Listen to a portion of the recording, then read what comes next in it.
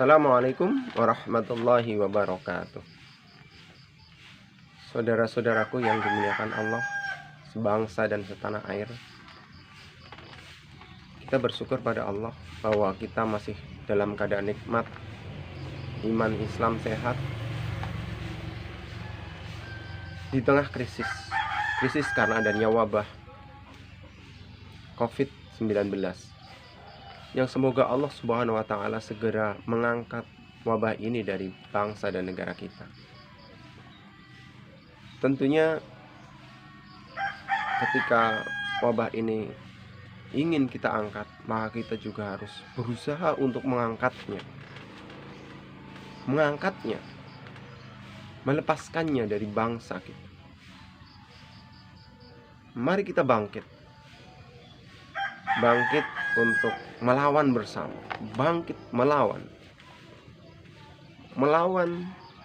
wabah yang sedang melanda negeri ini, bangkit secara bersama-sama, bangkit meskipun itu seringkali susah. Bangkit itu susah karena seringkali kita menikmati kenyamanan dalam ketidakbaikan. Ya, seringkali kita menikmati kenyamanan dari ketidakbaikan yang ada pada kondisi kita. Kita kadang sulit untuk bangkit. Tapi bangkit itu juga seharusnya memang benar-benar susah. Susah apa? Susah ketika melihat orang lain susah. Loh, gimana? Iya, orang lain terkena musibah, terkena penderitaan, kita ikut merasakan penderitaan tersebut, ikut merasakan susah. Maka susah melihat orang lain susah. Ya, kita harus belajar untuk empati, berempati terhadap apa yang sedang dirasakan oleh saudara-saudara kita. Jangan malah sebaliknya, kita iri dengki dengan apa yang diraih oleh saudara-saudara kita. Kita harus senang melihat orang lain senang melihat orang lain senang. Saudara kita, tetangga kita dapat bantuan, kita jangan iri, kita ikut senang. Alhamdulillah, saudara kita, tetangga kita dapat bantuan. Lalu ketika orang lain dapat bantuan itu dan kita tidak, itu menunjukkan bahwa kondisi kita lebih baik daripada saudara-saudara kita, daripada tetangga kita. Alhamdulillah, Allah memampukan kita lebih dari yang lain.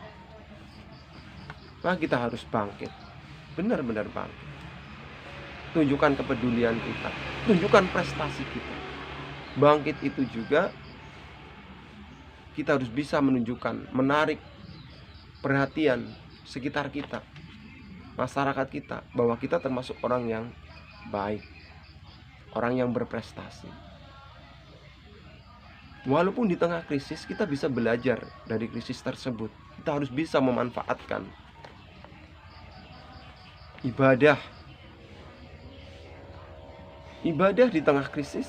Kita tidak bisa sholat di masjid berjamaah, tapi itulah yang telah diputuskan oleh ulama-ulama kita. Kita ikuti, kita ambil hikmahnya, kita dapat pahala darinya, pahala dari ibadah yang kita lakukan.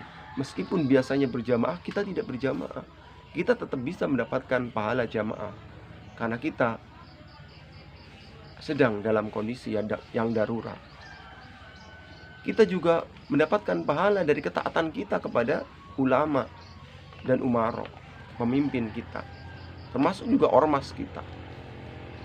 Maka mari kita bangkit, memanfaatkan setiap kondisi yang terjadi di kita. Dengan beribadah di rumah, maka kita bisa menata bersama keluarga kita, ibadah, mendekatkan diri kepada Allah, bertakarub kepada Allah, beribadah bersama-sama dengan keluarga. Termasuk belajar di rumah, juga mengikatkan hubungan dengan anak bersama orang tua, juga belajar IT, belajar teknologi secara online, bagaimana belajar secara online, belajar secara mandiri. Yang pengusaha bisa belajar juga, jangan membiarkan keterpurukan kondisi ekonominya, usahanya. Belajar untuk bagaimana kita bisa memperbaiki, tetap bisa eksis di tengah krisis tersebut. Kita bisa belajar pemasaran secara online. Jangan menyerah. Menyerah bukan orang yang punya sifat kebangkitan. Dari sisi ekonomi, ketahanan pangan harus kita jaga. Kita manfaatkan lingkungan kita, pekarangan yang ada di sekitar kita, untuk menyiapkan diri kita untuk bisa eksis di tengah krisis dalam hal pangan. Ada pengen sayur, tinggal petik, bumbunya tinggal petik Lombok. Ini sesuatu yang perlu kita siapkan. Ketahanan pangan harus kita siapkan. Kita ajak orang lain untuk menyiapkan diri kita. Ciptakan lumbung-lumbung padi, apotek hidup, warung hidup, sehingga kita bisa eksis walaupun di tengah krisis. Mari kita belajar bersama untuk tetap eksis tersebut. Semoga ada manfaatnya. Billahi taufik wal hidayah. Assalamualaikum warahmatullahi wabarakatuh.